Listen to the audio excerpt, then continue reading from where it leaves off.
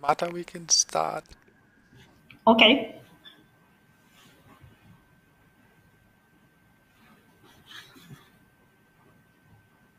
And you're live.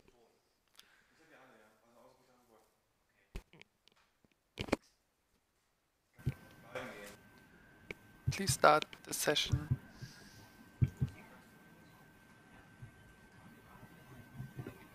Welcome you all.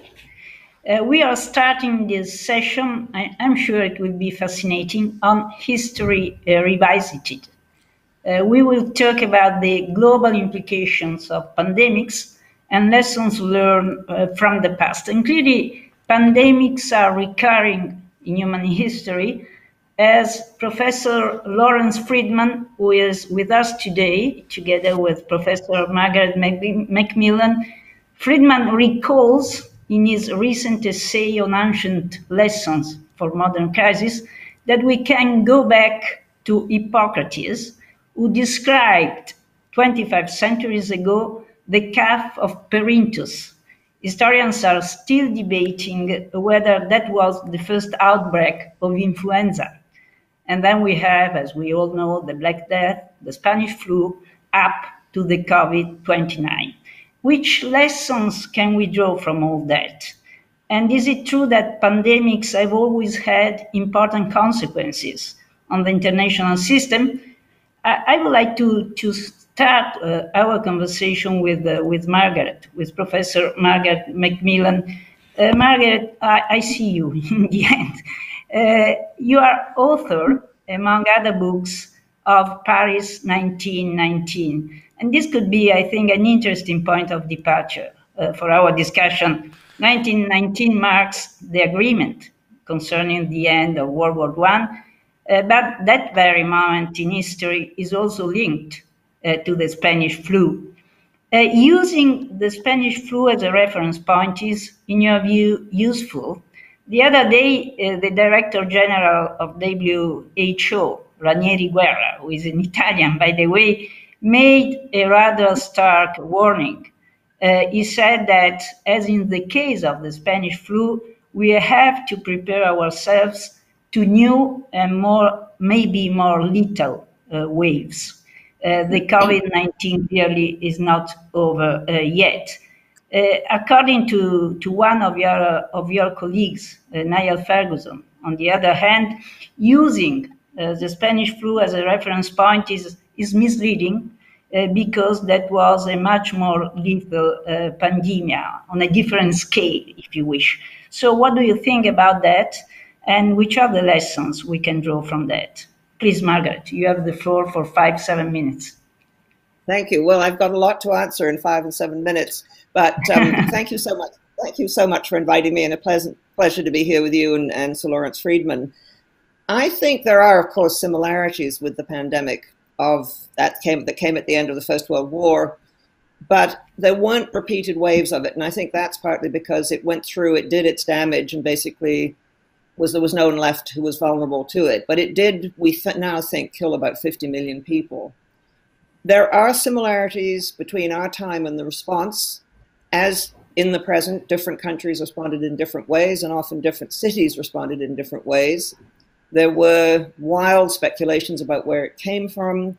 There were what were now, in retrospect, very peculiar attempts to try and deal with it. For example, American Army doctors in Paris, who were there at the peace conference to look after the American delegation, advised them all to smoke, because they said smoking helped to prevent you from getting the influenza. We now know, of course, that that was nonsense.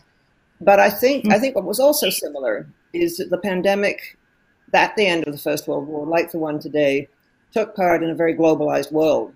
The world was already globalized before 1914, but there were enormous movements of people around the world, and of course, particularly young people, young men, who were being brought from India, from Canada, from Australia, and then, of course, after 1917, from the United States to fight in the war in Europe. And that, ironically, was the age group that was particularly vulnerable to getting the Spanish flu, as it was called in those days.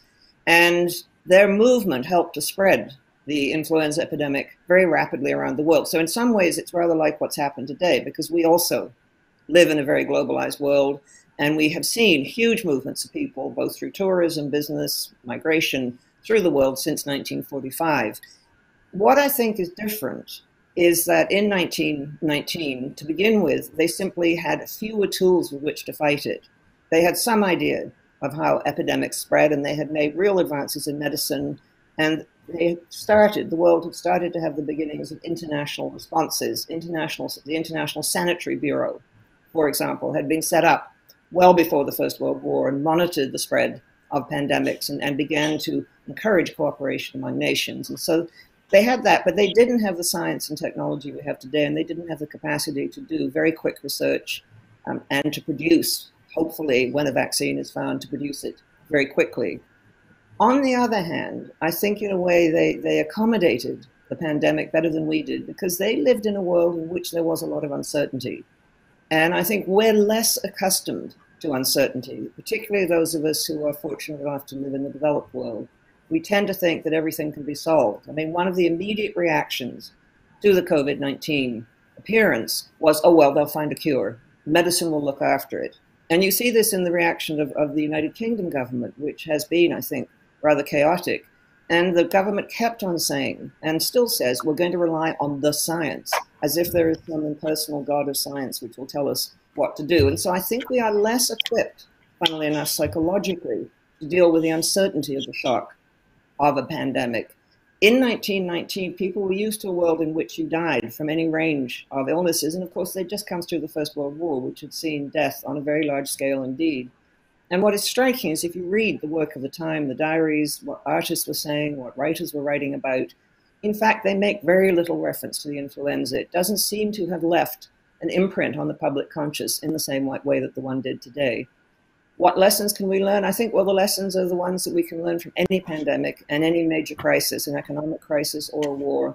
And that is that we need governments that can do a coordinated response, that we can rely a great deal on people's willingness to help and volunteers. We can rely a great deal on local government. But in the end, it seems to me, you need coordination on a very large scale, because these pandemics are on a very large scale. And that is not just cooperation domestically, but I think we also have learned that we need cooperation internationally. And without that sort of cooperation, we're not going to have much chance of successfully dealing with this one and the successive waves and the pandemics, which are sure to come in the future. And so if there are any lessons to be learned, it's the importance of effective government, and I think also the importance of cooperation within countries and between countries, because this is an international problem. Thank you. Yeah, thank you very much. Even if, I mean, we see more than the rest the absence of real international coordination. We see more of a competition, isn't it, Lawrence, Sir Freedman? I read your essay on the ancient lessons for the current crisis. You use this term, definition of imperfect crisis, which is a very interesting one. You drew from Edward Carr's famous book of 1939. Could you explain what does it mean?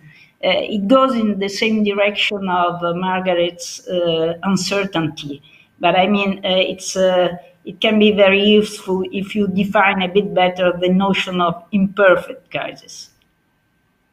Well, thanks very much. Also, good to be here, and it's always a pleasure to be with Margaret.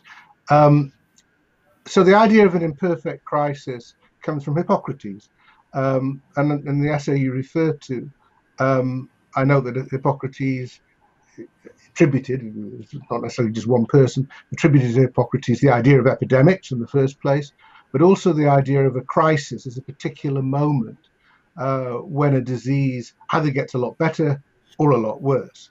And we have this concept of a crisis that we can see through literature and politics as those moments when the fever may overtake you, or all of a sudden you're better and salvation beckons. The concept of an imperfect crisis, according to Hippocrates, comes from when you don't have that resolution. It doesn't necessarily get a lot worse, but it doesn't get a whole lot better, and it's stuck with you for some time.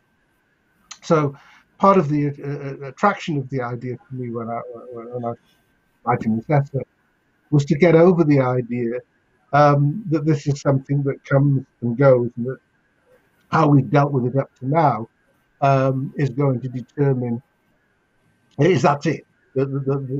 We've had our peaks, and that we're coming off them now.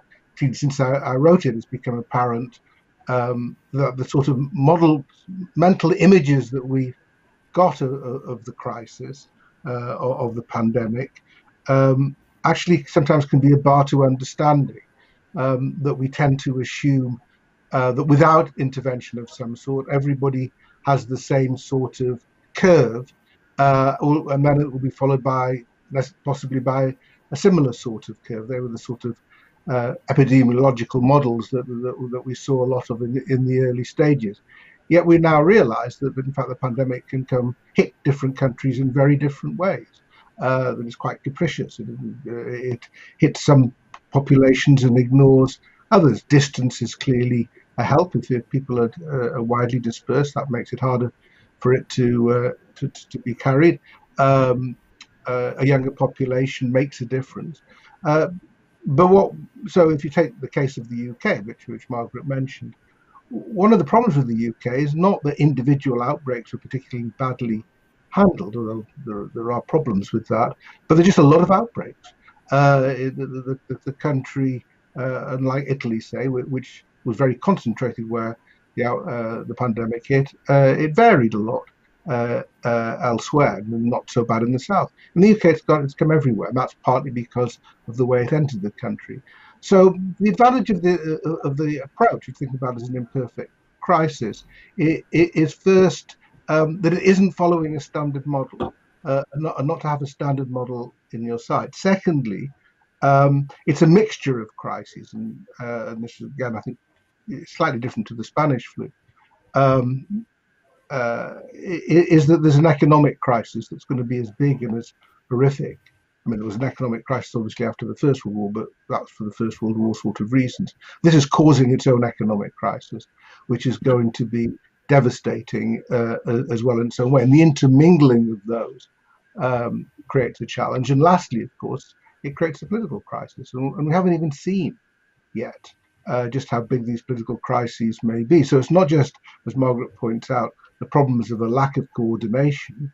And I think there is an important contrast to be made with previous pandemics in living memory, where the WHO would have had a more authoritative role, but also the United States would have played a more authoritative role as one of the leaders of international collaboration. The loss of that is a big issue this time. But the problem isn't just isn't a lack of coordination. It's a problem that this could lead to big political cleavages. And in some countries will knock them sideways politically. We haven't even begun on that sort of thing. So my point is, there's a long way to go. It's not going to get any easier. And even if we do, as I suspect we will, find a vaccine, the knock-on effects of this are going to be substantial. Yeah, I think that I tend to agree with you. Certainly, the economic contagion of COVID-19 is a very worrying phenomenon. We will probably enter a recession, more likely the beginning of last century than the financial crisis. So this is already a very worrying consequence, but also a political crisis here and there. We can analyze that in more details later on. Let's try to discuss a bit the very point of the international consequences of a pandemic. We generally tend to say that each pandemic has produced a very radical impact over the system, over the international system. Can we say the same in this case, Margaret? I remember that the subtitle of your book, Paris 99, is the 6 month that changed the world. So how much the Spanish flu was a factor in your view? You already said it was not such a factor, but in any case, that probably contributed to the emergence of a new world. Of which kind? And which is the world that is emerging nowadays from COVID-19? Well, I think the political impact of the influenza epidemic in 1919, in fact, was very small.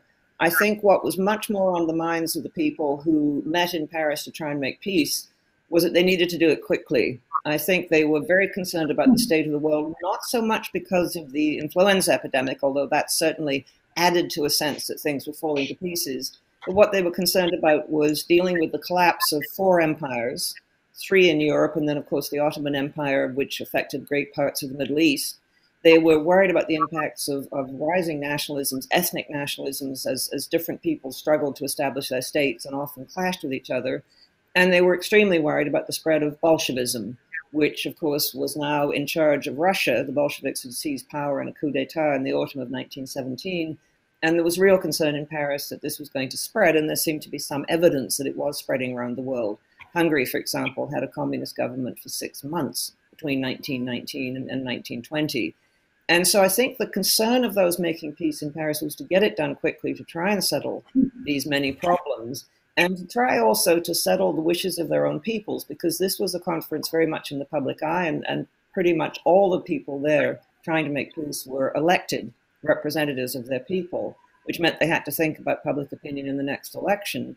And so I think what they were very concerned about was satisfying the demands of their own people, in many cases for someone to pay for all the damage, and that someone or that something was Germany mainly. And they also wanted to satisfy what seems to have been a widespread willingness and urge to try and build a better world. I mean, there was a great deal of support on both sides of the Atlantic and indeed around the world for the idea of a League of Nations and for the idea of a different way of running international affairs that didn't rely on war to act as an instrument of state policy.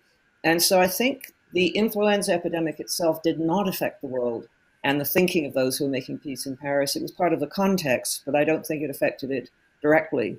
I think what the current pandemic has done is bring out often and heightened what were existing breaks and flaws and tensions within the international system. And we already know that China and the United States were moving more and more into a confrontational position with each other. And I think the pandemic has exacerbated this. And I think we know that the Trump administration was expressing what is actually a long-standing view in American thinking about foreign affairs, that the United States should withdraw from involvement, that it didn't need to be the world's policeman. What has made it much worse, of course, is the chaotic and often foolish reactions of the Trump administration, which is busting up old alliances and making some of the divisions in the world worse. And so I think what this current pandemic is doing is heightening and showing divisions that exist within Europe too, of course. And I think what it's also done is lead to increased bad feeling among nations, because so often when something like this happens, we start looking for scapegoats, and this is not fair, and the scapegoats we pick are usually completely innocent. And we're seeing this again, as we've seen in the past in the Black Death. It was in Europe, it was common to blame the Jews or the Protestants for it. And today what we're seeing is the Hindu nationalists in India blaming Muslims. We're seeing the Roma being blamed. We're seeing China being blamed, the United States being blamed. And so I think we're in for a very rocky time indeed. I think when the pandemic ends, some of these divisions, which have been so heightened and deepened, are still going to be with us, and it's going to be a real problem of how to rebuild and develop more international amity in the world and more international cooperation. Yeah, I think you're right. We will see with new flows of immigration in Europe, for instance, that will become connected to the pandemics, a even harder problem to confront, in my view. And Lawrence, do you share the view of the systemic consequences of the COVID-19, meaning that this is only an acceleration of pre-existing trends, especially on the US-China front? And speaking in terms of the use and misuse of history, if you wish, does it make sense to use the notion of Cold War to define the US-China confrontation of nowadays? I think the US-China it's different from the Cold War, and it's different for one very big reason, is that during the Cold War, the Soviet Union was not a major player in the international economy. It had one of the world's biggest economies, but it wasn't desperately well connected to everybody else. China is a major global economic actor, as well as having a very distinctive political philosophy and political system. So it's the management of these two different aspects of China which has made it very difficult, I think, for the West to work out how to deal with it. And I think also it has given China, to some extent, an illusion of influence greater than it actually has. China, we started off this crisis thinking that China was going to be the main victim because it started in China and it obviously didn't handle it very well to start with. And I think there are justifiable complaints about how China did handle it to start with, because if they'd cracked down a bit earlier, we might not have been in this mess. Then it seemed like they'd done rather well in that they handled it more effectively than others. Then it became apparent there are sort of knock-on effects in terms of the international economy, but also, their Belt and Road Initiative, which has left them with enormous debts now because that are owed to them from countries that now just can't pay. So it's created a sort of major foreign policy crisis in the making for China, as they have to work out whether they demand repayment from largely third world developing countries, or they write them off, or they seize assets, or whatever. China's got a lot of problems still with this. The Americans, I think, it's interesting, isn't it? I mean, on the one hand, it's brought out all the worst features of the Trump administration, blaming everybody but themselves, poor leadership to a degree. Of course, it may also be the end of the Trump administration. I mean, the failure of the president to set his country on a course that can deal with this, and the fact that states that were encouraged to come out of lockdown early for the sake of the economy are now seeing it's not a second wave. They haven't finished the first wave yet. Nobody ever dares predict anything these days, but may see the back of him, and that'll be interesting because a new American administration will be taking over in dire economic circumstances, but with a desperation from everybody else that we at least have something in the White House that we can look up to. What I think is, I think just a final point.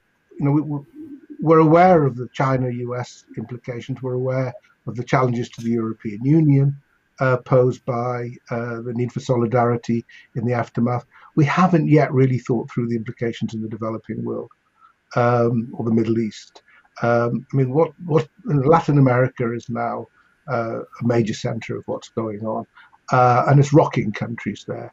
The Middle East, you can see the knock-on effects both of the pandemic, but also of the economic consequences.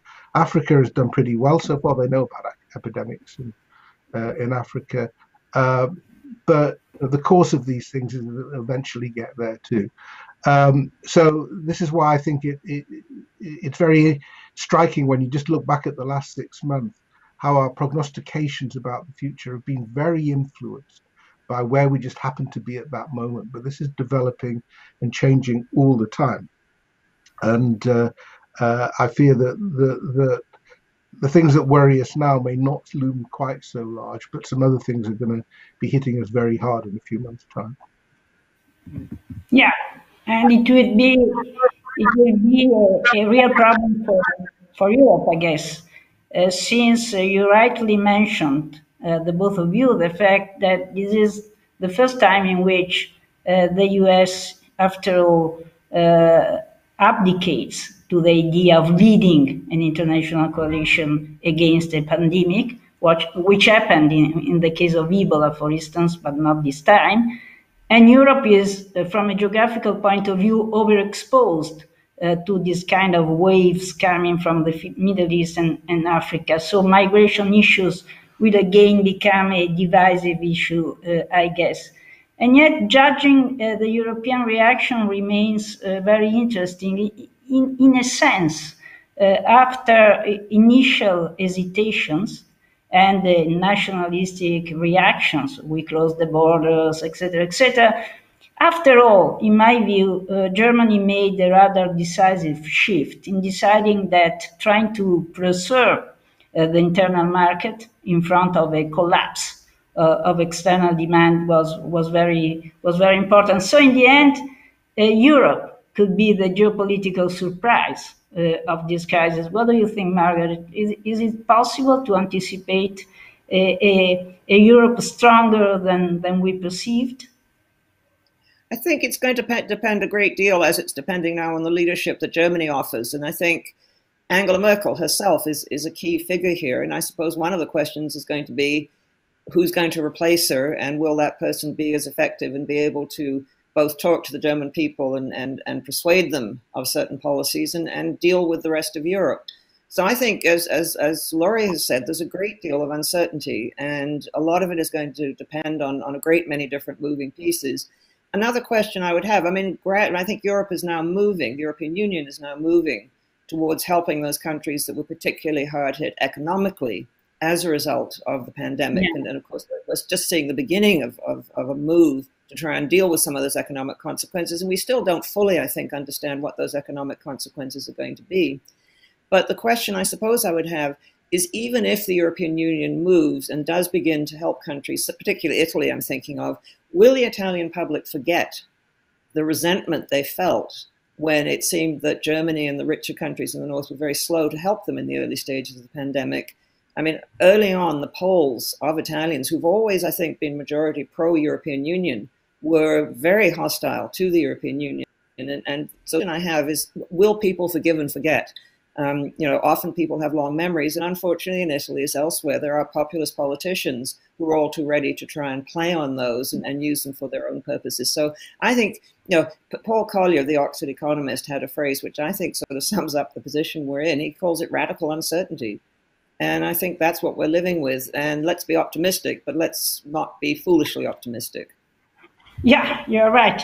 There is a very interesting poll by the European Council for Foreign Relations, by the way, public opinion in Europe, where you see some shifts already. My view of the Italian public opinion, we have polls every week, if you wish, is that we have a sort of pragmatic acceptance of the European Union. I would say that the amount of aid that the European Union seems ready to display at this point is compensating the initial disillusionment that you were referring to, but we will see certainly. I have a sort of public announcement to make to our audience. You can certainly intervene. As you know, you can put the raise hand button on Zoom. You can write a message via Twitter. You can decide to write directly in the chat. So we are waiting for your questions, and we will be very happy to put your questions through to our two speakers. I would suggest that we go on, Margaret, on this problem of use and misuse of history, because you wrote a book on that, isn't it, or something? If I remember well, The Abuse of History was one of your books. We are entering a time again where we see a lot of abuses. For instance, all these polemics concerning the role of ancient monuments. Even Wilson, you were quoting Wilson before. There is a lot of polemics on Wilson in some university campus in the United States. So what do you think about that? This sort of memory. Do we have to cancel the legacies of past persons, past periods, or can we live with? It's very complicated, and I keep changing my mind on it. I can see arguments. I think you have to treat it case by case, and I can see arguments for taking down certain statues that represent particular attempts to dominate other people. I mean, a lot of the Confederate generals' statues that were put up in the southern United States were not put up immediately after the Civil War. They were put up in the 1950s, and they were put up very much as a gesture to African Americans that we're still in charge, we the whites are still in charge. And so I can see arguments for taking those down. If I lived in Prague or Warsaw or Budapest or East Berlin at the end of the Cold War, I wouldn't want to see any more statues of Lenin and Stalin because I never wanted them there in the first place and I wasn't consulted.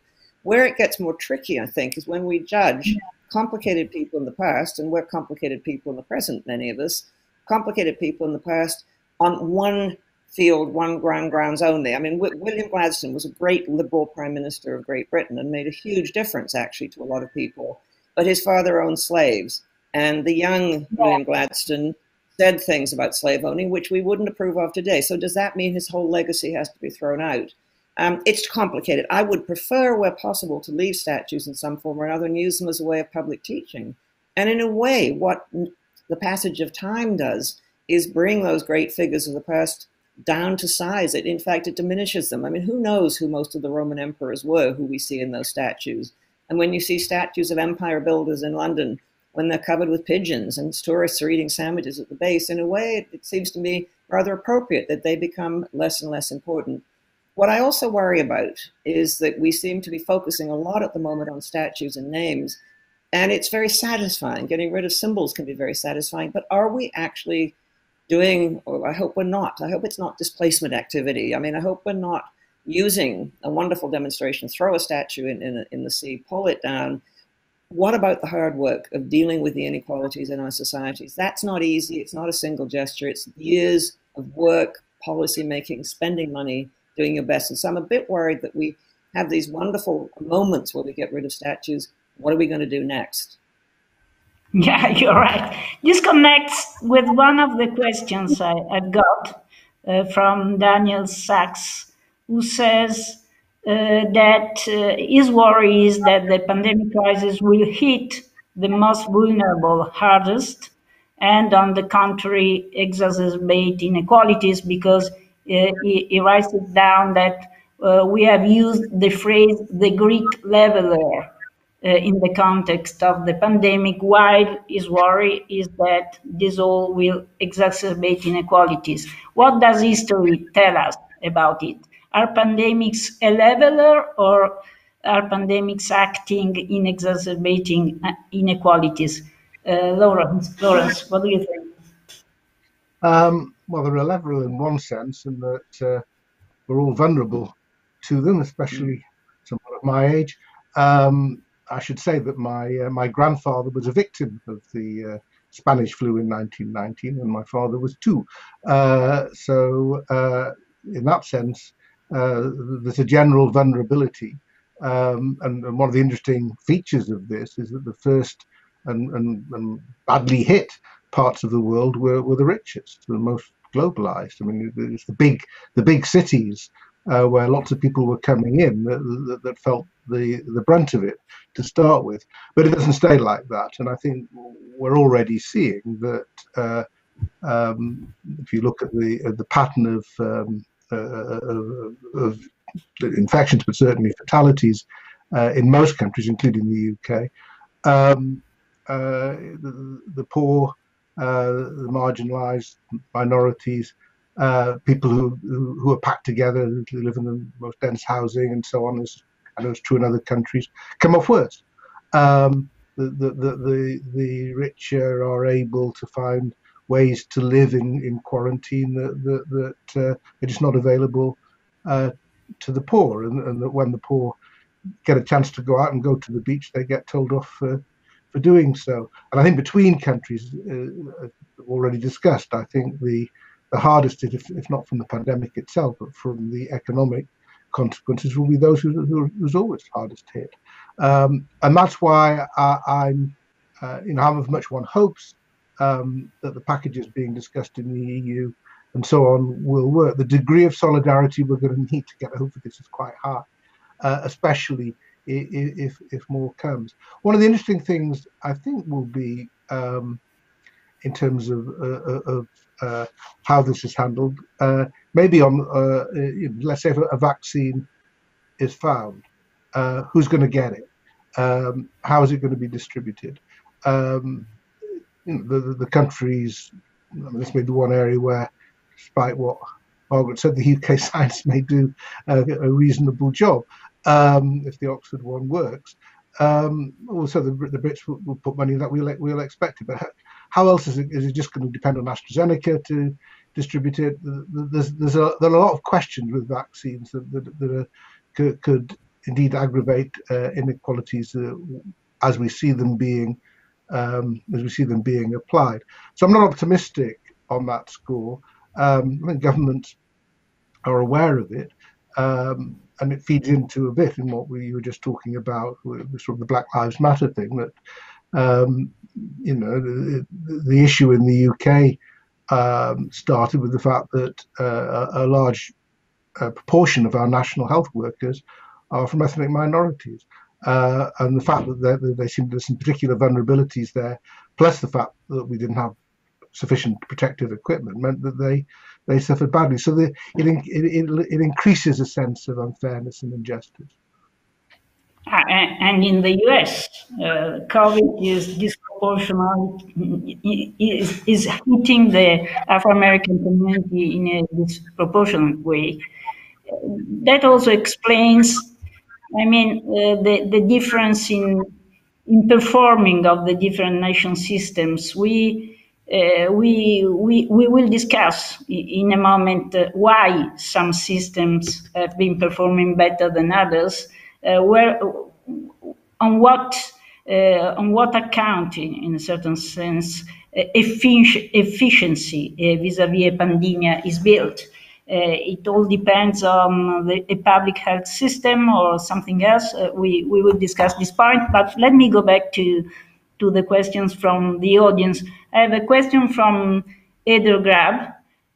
She writes it down. What does this crisis tells us about how climate-induced crisis will affect the international system in the future?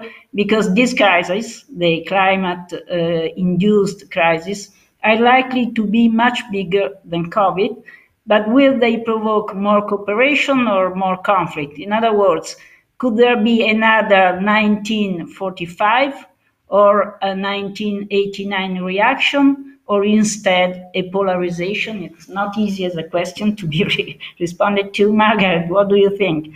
Are we confronting a new 1945 or more polarization? I think conflict or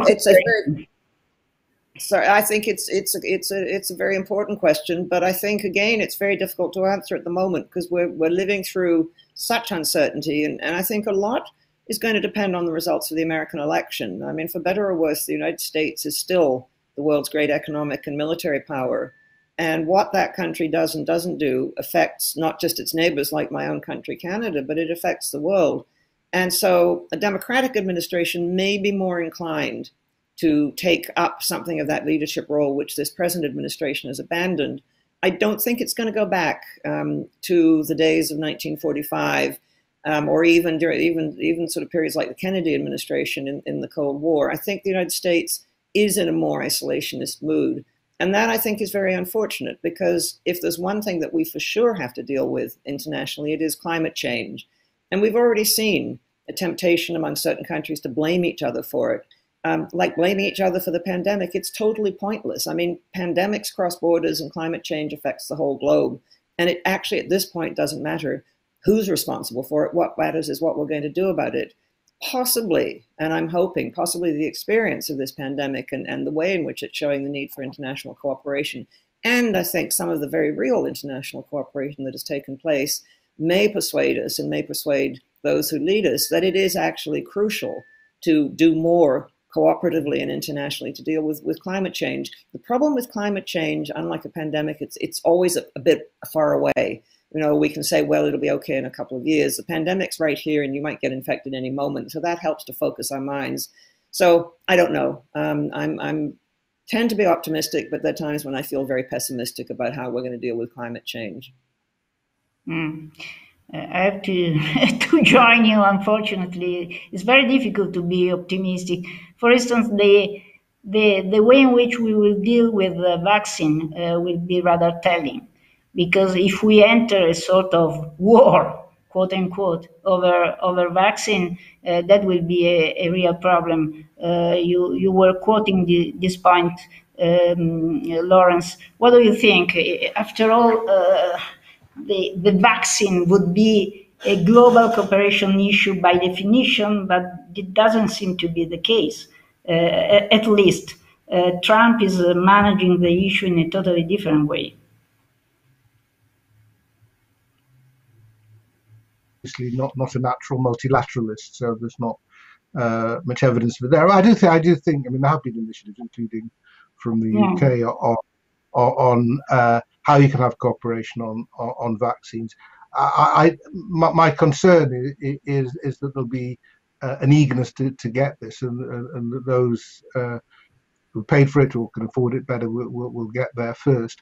And it's true also with treatment. I mean, you can see now in the West that the case fatality rate is coming down in hospitals because we understand what to do with it better, and more treatments will come along. It doesn't mean that it becomes a more pleasant thing, but it becomes easier to deal with. So the differentials are important.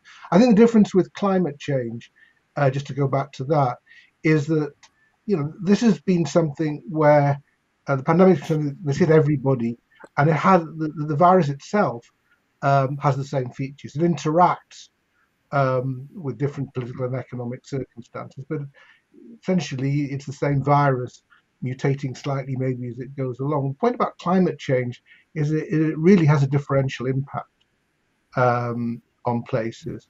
So some places won't have enough water, some will have too much, and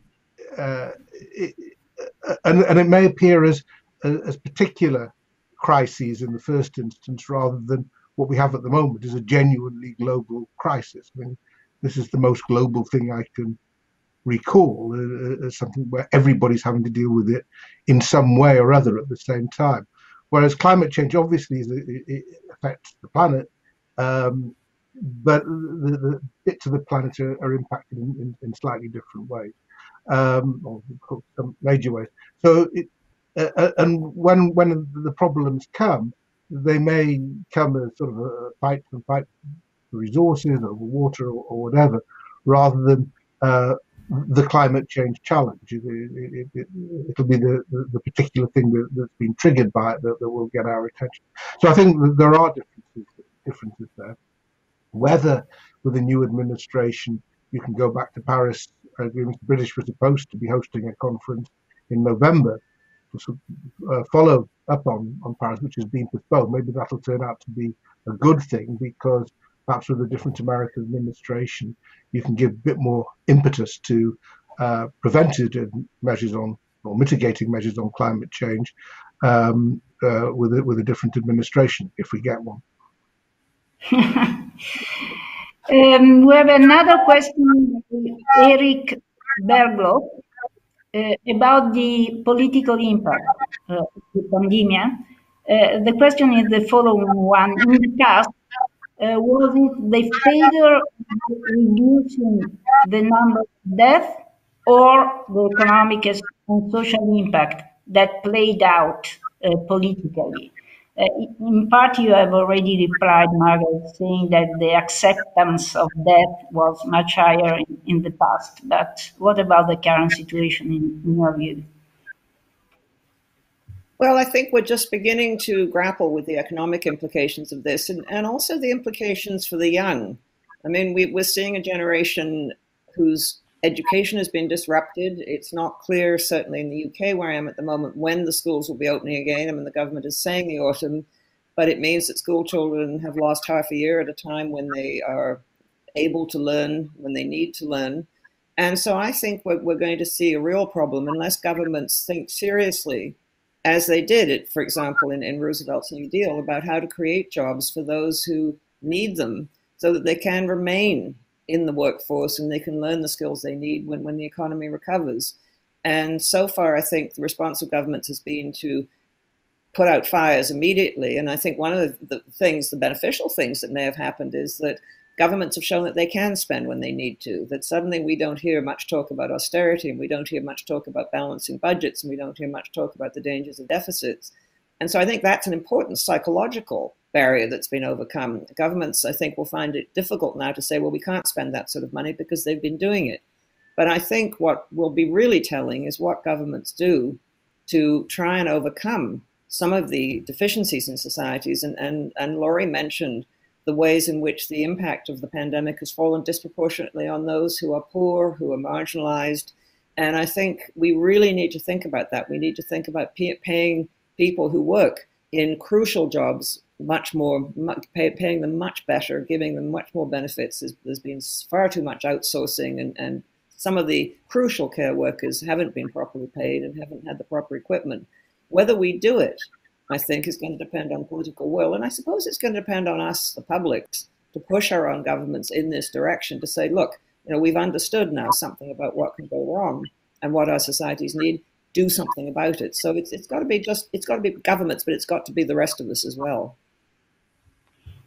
Yeah, I thank you. I think it's a very clever answer, and you are right in my view that the psychological barrier over public spending has been, in a sense, superseded, especially in Europe, where for the first time we saw, at least in theory, we will see the final decision, but the decision to go for a common fiscal policy in the real sense of the word with this European Recovery Fund. We will see how it will play out.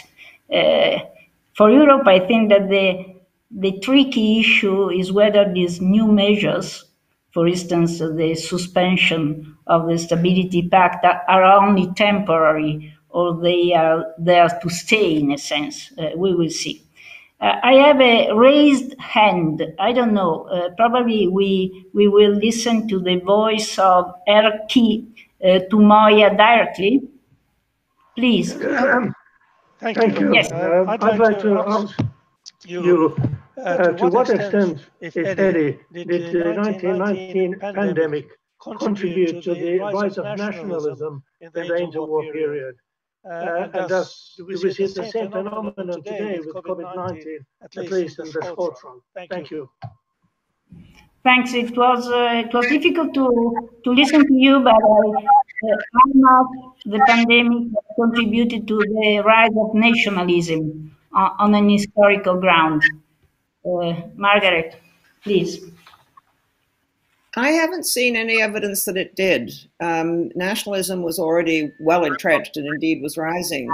And I've seen very little evidence, but I may be wrong, and there may be those who can correct me, that nationalists blamed others for the pandemic. They certainly blamed others for lots of other things, but the pandemic, the influenza, was something that simply hit everyone. And I don't think I've come across any evidence of people trying to blame. It was only called the Spanish flu because the Spanish, who were neutral in the First World War, didn't have press censorship, and so they reported it earlier than anyone else. And very unfairly, they got repaid for that by having the influenza called Spanish. Yeah. And Laurie? The rise of nationalism. Yeah, I mean, it'll be interesting. I mean, I think nationalism has roots which are quite different, which are there. I mean, and crises can aggravate them, and we've been talking a bit about that already. Again, looking to the States, I mean, you can see Trump trying to label, the Kung flu and the Chinese virus and so on, and it hasn't really worked. Not because, I mean, I'm possibly harder on China than Margaret might be on this. I think China did mismanage it and has got some explaining to do. But it certainly doesn't really help at the moment. And the policy responses made by various governments have shown that there were some better ways of dealing with it and some worse ways of dealing with it. I think the nationalism comes in on border questions. There's going to be a lot less international travel, and some of that will be enforced. When you get, again, remember one of the earlier responses was the Chinese objecting to limits on travel from China being imposed first by Italy and then by the United States. Not either of them did much use, but countries that may feel discriminated against may start to show it. I mean, we have the interesting prospect of the European Union keeping Americans out because the Americans are too infected. So I think you're going to see now. If that happens to Brits, the Greeks don't seem very happy about having us coming back for a while. Portuguese and Spanish less worried. Then we sort of blame ourselves, but the Americans may feel this is an unwanted slight. So I think you may see it encouraging things like that. But I think the roots of nationalism go much deeper, and in the end, I mean,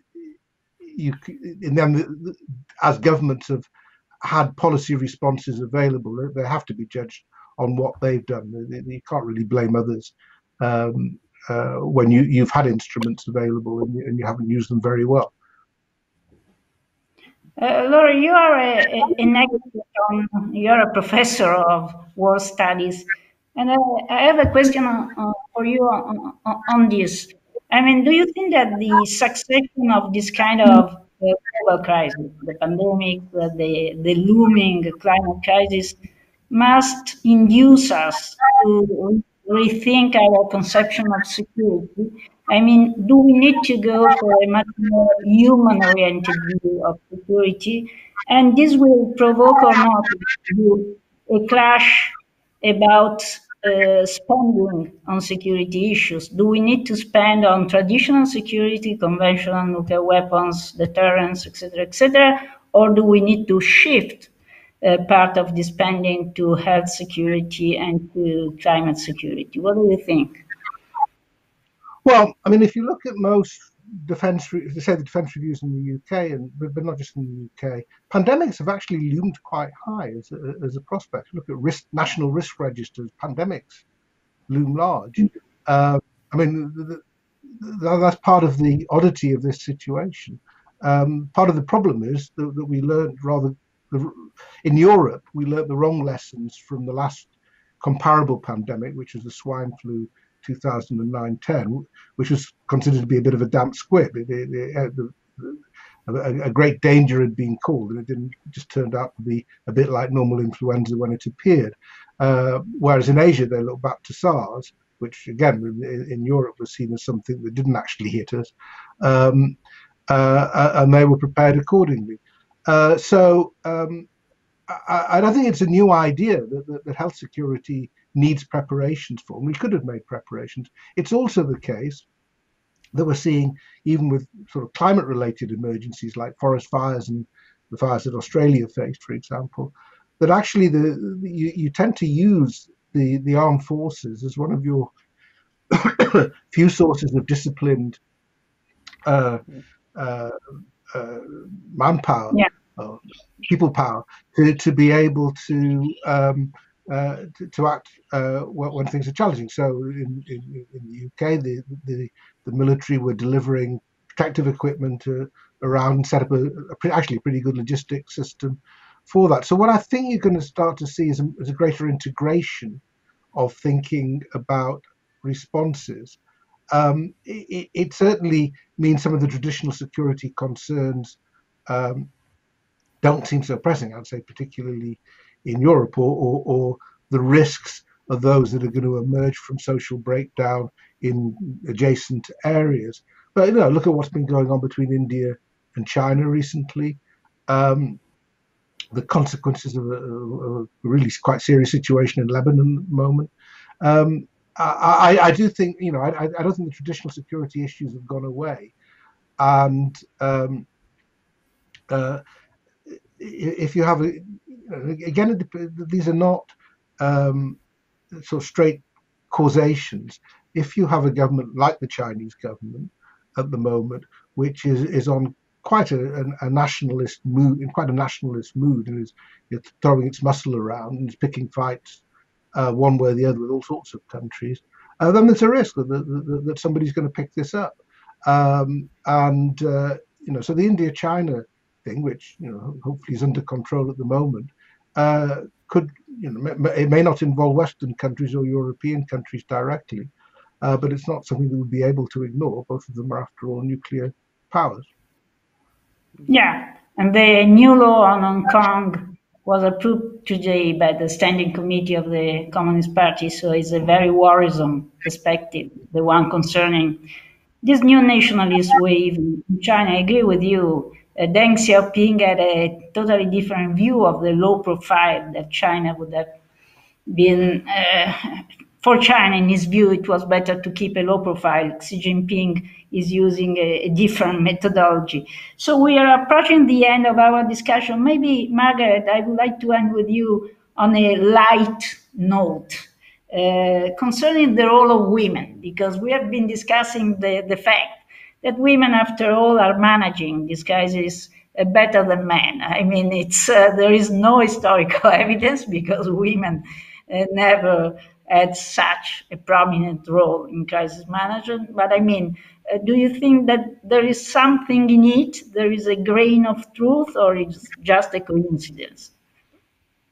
Well, as a woman, I like to think there's something in it, of course. And I think what's been important in this crisis is leadership style, because one of the very important things has been communication and speaking to people and speaking to people in a way that they trust what you're saying. And it is possible, I think, because women, whether it is, who knows, whether it comes out of our biology or it comes out of cultural values, women have tended to be more aware of other people. They've tended to want to build consensus, partly, I think, because we've been in a position where we need to know what the more powerful are thinking.